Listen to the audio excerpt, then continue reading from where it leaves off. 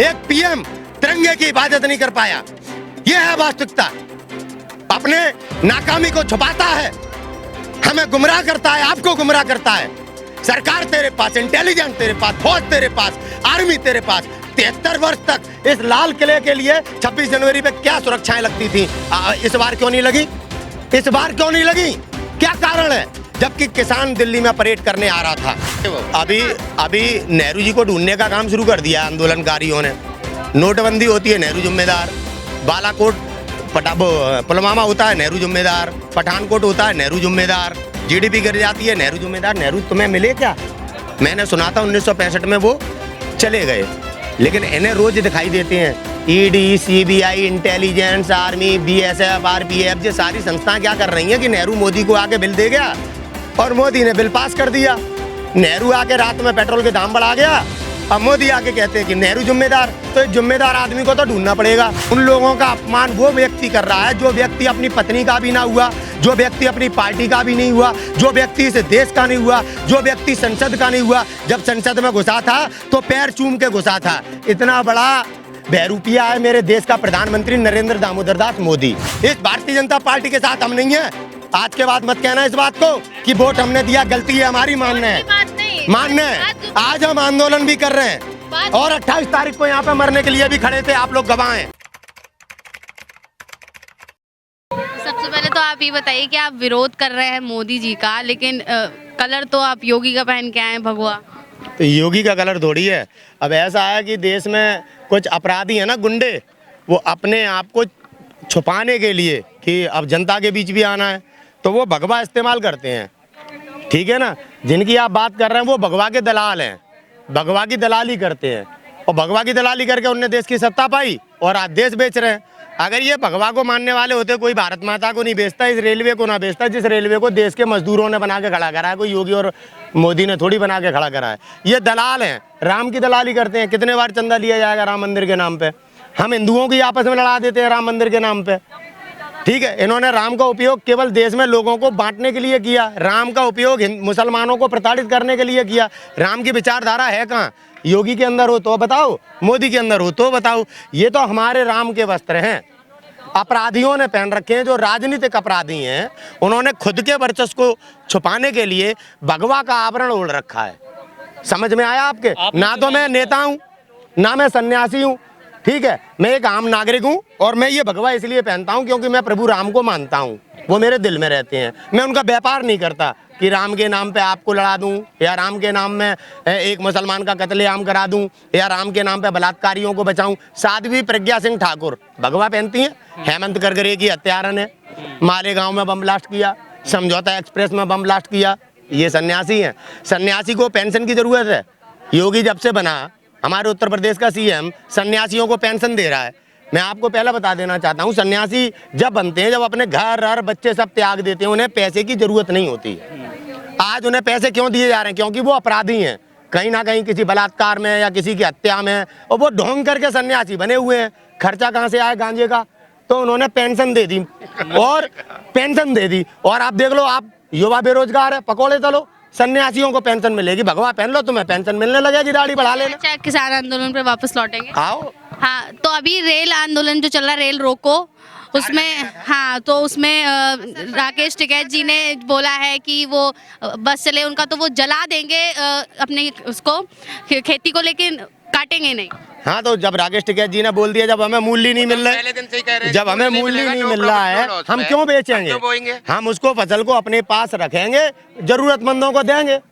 और आपने जो रेल का कहा, वो आंदोलन के हिस्से होते हैं। जब सरकार ना सुने तो शांतिपूर्ण तरीके से कैसे सरकार को जागरूक किया जाए, कैसे सरकार जगे। तो असर तो नहीं, असर पड़ता दिख रहा है? पड़ता नहीं दिख रहा होता तो बैकफुट पे होते इनके इतने नेता। वो संजीव बालियान को अब जाट और जाट वर्सेस करने का, क्यों डिवाइड एंड रूल खेलते हैं ना ये खेल, तो अब संजीव बालियान को सामने ला रहे हैं। लेकिन संजीव बालियान वो नेता हैं जिन्हें नरेश टिकैत जी ने ही सांसद बनवाया है। और अब देखो कैसे आपस में एक दूसरे को लड़ाना चाहते हैं। संजीव बालियान जैसे अगर हमारे देश में नेता रहेंगे, आज बड़ा दुख है, जिन सांसदों को हमने चुन के भेजा है वो आज हमें आतंकवादी कह रहे हैं। जैसे अब आगे उन्हें वोट चाहिए ही नहीं, जैसे ईवीएम उनका ही है, कोई कहीं वोट करे तो वही जीतेंगे। शायद ऐसी मनोवृत्ति बना ली है उन्होंने। आपने देखा पंजाब में क्या हुआ, निकाय चुनाव में बीजेपी मुक्त हो गया, पंजाब निकाय चुनाव में। आगे आने वाले समय में बंगाल में भी आप देखेंगे भारतीय जनता पार्टी मुक्त खाता नहीं खुलेगा इनका बंगाल में। चिल्लाने को कुछ भी चिल्लाते रहे। अब हिंदू इतना बेवकूफ़ नहीं है कि राम के नाम पे अपने बेटे, अपने बच्चों को, अपने परिवार को जहर दे देगा कि राम नाम पे वोट डाल दो, फिर बाद में मोदी जी आएंगे हमें कुचलेंगे, पेट्रोल और बढ़ा देंगे, गैस और बढ़ा देंगे। बंगाल में क्यों कर रहे हैं फिर आंदोलन की तैयारियां? क्यों ना करें? बंगाल में किसान नहीं, उनके चुनाव में बाधा बन रहे हैं। चुनाव की किसने कहा? चुनाव का उनका अधिकार है, अपनी रैली करो, हमने कभी रोका है क्या? आज जब हमारा किसान आंदोलन चल रहा है 28 तारीख को यहाँ कुचलने आए थे, आपके यही याद इतना थी होगी भगवाधारी राम के विचारधारी? ऐसे दमनकारी नीतियां कभी राम की थी? राम मर्यादा पुरुषोत्तम थे। हम वहाँ पे आंदोलन करने जा रहे थे, आप राजनीतिक ढंग से क्यों देख रहे हैं? आंदोलन तो पूरे विश्व का चल रहा है, बंगाल के लोग यहाँ आके नहीं गए क्या? बंगाल के किसानों को हम जागरूक ना करें? आप अपना चुनाव लड़ रहे हो, अपना चुनाव में बताओ बंगाल को आपके कानून में क्या उपलब्धियां हैं। लेकिन आप पेट्रोल पे जो है कल मोदी जी ने कहा कि ये जो है ये जनता जिम्मेदार है इसकी।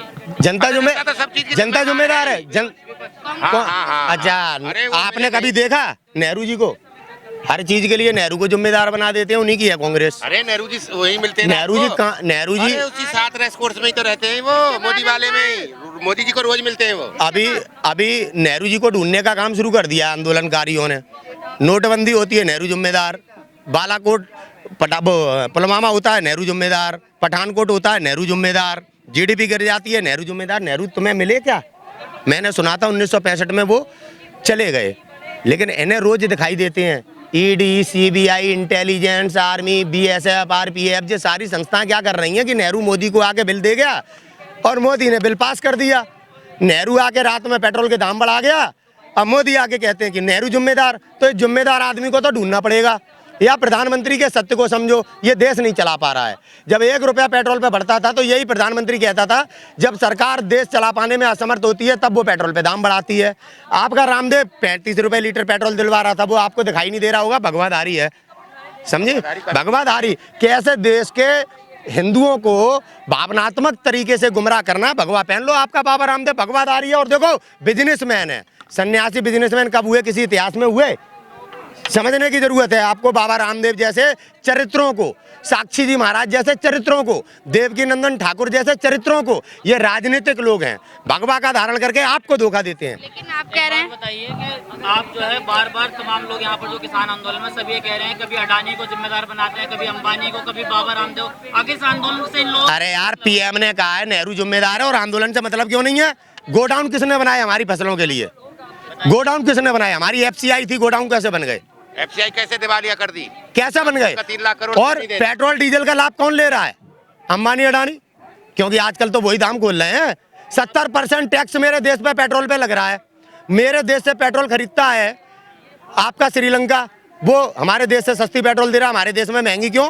ये तो भ्रष्टाचार मिटाने आए थे आपके मोदी जी, ये तो सबसे बड़े भ्रष्टाचारी निकले। कसम है इस मिट्टी की, देश नहीं बिकने दूंगा, देश नहीं झुकने दूंगा, चप्पल पहनने वाले गरीब को हवाई जहाज में बैठा लूंगा। मोदी कहता था, वो भी जहाज भी मोदी कहता था देश तो पूरा बेच दिया, लाल किला बेच दिया। लाल किले पे, लाल किले के नाम पे एक बेटी को आप जेल में डालते हैं। टूल किट क्या है? टूल किट ऐसे ही आपको उसमें बेवकूफ बनाया था सुशांत सिंह के केस में, है? टूल किट क्या है? आपने कहानी रच दी। 26 जनवरी का फेलियर पीएम का फेलियर है, 26 जनवरी का फेलियर गृह मंत्रालय का फेलियर है, 26 जनवरी का फेलियर दिल्ली पुलिस का फेलियर है। और वो क्यों हुआ? क्योंकि किसान के आंदोलन को कुचलना चाहते थे। देश के झंडे के साथ, देश के मान सम्मान के साथ खिलवाड़ किया किसान आंदोलन को कुचलने के लिए। भारत के प्रधानमंत्री नरेंद्र मोदी ने, पूरा विश्व आलोचना कर रहा है। किसान की क्या गलती है? आज भी बरेली में वो पुलिस कर्मियों पर हमला कर रहे हैं रेल रोको के दौरान। कौन कर रहा है हमला? किसान जो है। इन भाजपाइयों ने तो बम फोड़े हैं, इनकी तो आप कभी गलती नहीं बताते। साध्वी प्रज्ञा सिंह ठाकुर संसद में बैठी है, कभी सवाल किया आपने? हेमंत करकरे की हत्या हुई, 8 पुलिस वाले मार दिए गए अभी उत्तर प्रदेश में योगी के शासन में, आपने सवाल किया योगी से? हैं? एक अपराधी ने सरेंडर कर दिया, कल तक वो अपराधी आपकी गोदी में बैठता था, हैं? और उसको आपने अपने मतलब के लिए अपराधी घोषित करके सरेंडर करने के बाद मार दिया। सवाल किया आपने? दीप सिंधु जिसने झंडा फहराया, मोदी के साथ फोटो, अमित शाह के साथ फोटो, कोई देश की एजेंसी मोदी से सवाल कर रही है? मोदी की विफलता, सरकार की विफलता, कैसे मेरे देश के मान सम्मान के साथ कोई भी खिलवाड़ कर सकता है? जिम्मेदारी, गिरफ्तारी, जांच, उनकी बात में प्रधानमंत्री ने इस्तीफा क्यों नहीं दिया? ऐसे कोई लाल किले पे झंडा फहरा लेगा क्या? अभी कोई पाकिस्तान का यहाँ पे कोई होता है एजेंट, वो झंडा फहरा देता तो गिरफ्तारी कर पाते क्या आप उसकी? हैं? ये देश उनका हो जाता। झंडे का मतलब ये होता है, झंडे का मतलब समझते हैं आप? समझते हैं आप? एक पीएम तिरंगे की हिफाजत नहीं कर पाया, यह है वास्तविकता।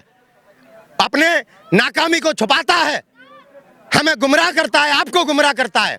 सरकार तेरे पास, इंटेलिजेंस तेरे पास, फौज तेरे पास, आर्मी तेरे पास। 73 वर्ष तक इस लाल किले के लिए 26 जनवरी पे क्या सुरक्षाएं लगती थी, इस बार क्यों नहीं लगी? इस बार क्यों नहीं लगी? क्या कारण है? जबकि किसान दिल्ली में परेड करने आ रहा था, एक गुंडे ने 1 करोड़ 20 लाख रुपए का लाल किले पे झंडा फहराने वाले को इनाम घोषित कर रखा था। फिर क्यों नहीं थी लाल किले पे सुरक्षा? कौन है इसकी जवाबदेही? किसकी है जवाबदेही? पुलवामा में बाई एयर से क्यों नहीं भेजा सैनिकों को? क्यों नहीं भेजा सैनिकों को? सारी जिम्मेदारियों से भाग जाओ, कह दो नेहरू जिम्मेदार है। अब नेहरू कोई ढूंढ, नेहरू जिम्मेदार है? नेहरू है कहाँ? है कहाँ नेहरू? देश तुम चला रहे हो या नेहरू चला रहा है? नेहरू कोई बहुमत तुम्हें मिला या नेहरू को मिला है? जब राजीव गांधी जी को बहुमत नहीं मिला था तब बीपी सिंह प्रधानमंत्री बना था, उन्होंने सरकार बनाने से मना कर दिया था। ये देश बसाया जिनने कहते थे 70 साल में क्या करा, क्या बेच रहा है मोदी? इसने कुछ बना के बेचा है क्या? ये वो बेच रहा है, ये वो बेच रहा है जो आप लोगों का भविष्य है, देश के नौजवानों का भविष्य है, इस देश के नागरिकों की जरूरतें हैं। हर मोदी हर घर मोदी करके दोबारा इनको प्रधानमंत्री आपने नहीं बनाया, आपने नहीं बनाया, हमने विश्वास किया था। हम राजपूत हैं, हम अब भी तो विश्वास देश के गद्दारों पे विश्वास नहीं किया जाता बेटा। विश्वास था अटल बिहारी वाजपेयी पे, विश्वास था लाल कृष्ण आडवाणी पे, उनकी थी भारतीय जनता पार्टी। उनके आडवाणी को बैकफुट पे लेकर कैसे इन्होंने गुंडों की पार्टी बना दी, लोकतंत्र की हत्यारन बना दी, आम नागरिक का उत्पीड़न हो रहा है, बेटियों का शोषण हो रहा है, नौजवान बेचारा आत्महत्या कर रहा है? इस भारतीय जनता पार्टी के साथ हम नहीं है। आज के बाद मत कहना इस बात को कि वोट हमने दिया गलती है हमारी, मानना है, मानना है। आज हम आंदोलन भी कर रहे हैं और 28 तारीख को यहाँ पे मरने के लिए भी खड़े थे, आप लोग गवाह हैं, किसी को बताने की जरूरत नहीं है। यहाँ मुट्ठी भर लोग थे, यहाँ उन लोगों में हम थे, आप लोग जानते होंगे। आज हम पूर्ण तरीके से अपने भारत हित के लिए विरोध कर रहे हैं इन देशद्रोहियों का जिन्हें भारत बेचा है, जो हमारे किसानों को उनकी जमीन का नौकर बनाना चाहते हैं। ये कृषि जो बिल बनाए गए हैं केवल अंबानी अडानी को लाभ पहुंचाने के लिए बनाए गए हैं। एक लाभ आपके पीएम ने आज तक गिनवा पाया सिवाय कहानी के, ये गंगा के समान पवित्र है, हो गया पवित्र? नोटबंदी से कमर टूट जाएगी आतंकवाद की, सही थी क्या बात? पुलवामा कब हुआ? नोटबंदी के बाद काला धन आ गया। बाबा रामदेव को आपने कभी जाके पूछा, बाबा रामदेव क्या तेरे मुंह में आप फेविक्विक लग गया है? आपने भी थोड़ी देर पहले पेट्रोल पे भी बात रखी, तो एक बात बताइए कि ये बता, जो अनभक्त लोग हैं जो पीएम मोदी को मानते हैं, उन्होंने कहा कि हम अपनी किडनी तो बेच देंगे लेकिन हम विरोध नहीं करेंगे। पेट्रोल महंगा हो रहा है तो होने दो। ये देशद्रोही है। अच्छा, ये देशद्रोही कहूंगा मैंने अंधभक्तों को, जो अपने भारत, अखंड भारत की संरचना को बिगाड़ने का कार्य करे, जो अपने देश में गरीबों को कुचलने वाली और दमनकारी नीतियों का सपोर्ट करे, उन्हें मैं अंधभक्त कहता हूं। वो देश के भक्त नहीं है। जब आज़ादी की लड़ाई लड़ रहे थे तो इन अंधभक्तों के परिवार वाले अंग्रेजों के यहाँ पे थालियां धो रहे थे, थालियां धो रहे थे। पेंशन लेते हैं इन लोगों के पूर्वज, पेंशन लेते हैं इन लोगों के पूर्वज, जिन्हें तुम अंधभक्त कहते हो, इन्हें आप गिन रहे हो, जिन्होंने आज गरीबों की थाली से रोटी छीन ली। ये अंधभक्त हैं, अंधभक्त, देशभक्त नहीं, गद्दार हैं ये। आप कह रहे हो कि असर पड़ रहा है आंदोलन करने से, रेल रोको से, अभियान चल रहे हैं जो, लेकिन असर तो नहीं दिख रहा है। वो तो कह रहे बिल वापस नहीं होगा। मतलब उनने कह दिया बिल वापस नहीं होगा तो आपको असर ही नहीं दिख रहा। अब ये बालियान कहा, पंचायत अपने सारे मंत्री उतार रहे हो समझाने के लिए, गांव वाले घुसने नहीं दे रहे, असर ही नहीं दिख रहा है। कीलें लगानी पड़ रही हैं यहाँ पे, असर ही नहीं दिख रहा। 11 बार बुला के आपको बात करनी पड़ रही है, असर ही नहीं दिख रहा। फिर बार बार आप कॉल कर रहे हो आप कि आओ बैठ के बात करें, बैठ के बात करें, आपको असर ही नहीं दिख रहा। 11 संशोधन करने पर तैयार हुए, कानून में काले धब्बे नहीं दिखाई पड़ते आप लोगों को? पत्रकार हो आप बात वो रखो जो हकीकत है। 11 बार इन्हें बुलाया, नहीं बुलाया, असर है या नहीं है? तो जब संसद में बोल दिया, जुबान पर तो थोड़ा विश्वास कर सकते हैं ना। जवान पे बिल्कुल ऐसा जवान जवान पे विश्वास उसकी पे किया जाता है जिसकी जवान का महत्व। क्या महत्व है? 6 साल में पीएम पद की कुर्सी पर बैठकर जिस प्रकार से भारत के प्रधानमंत्री पद की गरिमा को धोया गया है, नींबू की तरह निचोड़ दिया गया है। एक झूठा आदमी देश का प्रधानमंत्री, एक झूठा आदमी जो कभी सच ही नहीं बोलता। एक सच बताओ आपने जो इसने संसद में बोला हो आज तक। मनरेगा पे हंस रहा था, मनरेगा ने इसकी हंसी का प्रमाण दिया। जब लॉकडाउन था मनरेगा के माध्यम से ही कुछ लोगों का भला हुआ। जानता क्या है ये पीएम देश चलाने के बारे में? तो जब जुबान का महत्व नहीं है तो जो शब्द यूज किए थे, इस्तेमाल किए परजीवी जैसे, हाँ। इसको क्यों इतना मुद्दा बना दिया? आप मुद्दा क्यों मुद्दा हट दे रहे हैं मुद्दा उस चीज़ को मुद्दा लेके? हमने नहीं बना दिया। अभी तो clear ये करेंगे, ये फर्जी भी मुद्दा तो पकड़ाए मुद्दा थे। मुद्दा एक हमने कितनी बढ़िया सोच है। मुद्दा हमने नहीं बना दिया। फर्जी भी बोल रहा है। अब देश के आंदोलनकारी जो होते हैं, देश के आंदोलनकारी जो होते हैं वो किसी पार्टी के नहीं होते। जब आप कोई गलत काम करते हैं तो आंदोलनकारी खड़े हो जाते हैं। आंदोलन से ही ये देश आज़ाद हुआ है। उन लोगों का अपमान वो व्यक्ति कर रहा है जो व्यक्ति अपनी पत्नी का भी ना हुआ, जो व्यक्ति अपनी पार्टी का भी नहीं हुआ, जो व्यक्ति इस देश का नहीं हुआ, जो व्यक्ति संसद का नहीं हुआ। जब संसद में घुसा था तो पैर चूम के घुसा था। इतना बड़ा बहरूपिया है मेरे देश का प्रधानमंत्री नरेंद्र दामोदर दास मोदी। आप कहते हो इसकी बातों पे विश्वास करो। 80 दिन हो गए आप लोग यहाँ पर बैठे हुए, एक बार भी आपसे जो है मन की बात करने का समय तो रहा नहीं, लेकिन लगातार जो है तमाम नेता बंगाल पहुंच रहे और वहाँ पर आप जो है लोगों को पैर रखने की जगह नहीं मिल रही है। इतनी इनकी जो बोलबाजी चल रही है। जाएंगे बंगाल, जाएंगे। आपको मई में एक मिनट रुको, मई में बंगाल के चुनाव का रिजल्ट आ जाएगा अमित शाह जी के द्वारा। ये मुझे पता है नहीं, मैं तो भगवान हूँ नहीं ना, सरकार चला रहा हूँ। मैंने बता दिया ना, मई में रिजल्ट आ जाएगा, यानी कि चुनाव अप्रैल में होंगे। मई में रिजल्ट आएगा, अमित शाह बोलेगा ही नहीं फिर कुछ। जैसे अभी पंजाब में हुआ है वैसे ही विधानसभा के चुनाव में बंगाल में होगा। बंगाल की शेरनी है ममता, जो पूरे देश में आज इन देश के गद्दारों के खिलाफ लड़ रही है, अकेली नेता है भारत की। अगर आज बंगाल के लोगों ने अपनी इस शेरनी का साथ नहीं दिया, सती है वो सती, इनकी तरह नहीं। जो कपिल मिश्रा ने संसद में इनका चरित्र खोला था, कैसे ये शोषण करते हैं महिलाओं का, वो सती है, उसे हम दीदी कहते हैं। सती से गुंडे कभी नहीं जी सकते।